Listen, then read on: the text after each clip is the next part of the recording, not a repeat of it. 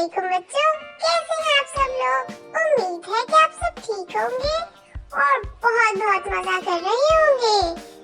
तो बच्चों, आज मैं आपके लिए एक बहुत अच्छी नज़म लेकर आई हूँ और नज़म का नाम है निस्यानात।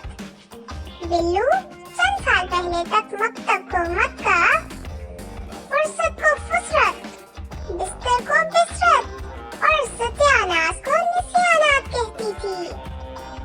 बिल्लू अब चुप हो जाओ, सोने दो और सो जाओ। पढ़ती हूँ मकतब की किताब, नाम है रुस्तम और सुरहाब। फुसरत पाकर आऊंगी, बिसरत तभी बिछाऊंगी। बिल्लू दे खुदा से डर, उर्दू पर तू जुल्म न कर। घबरा को घिरवा बोले, शर्मा को शिमरा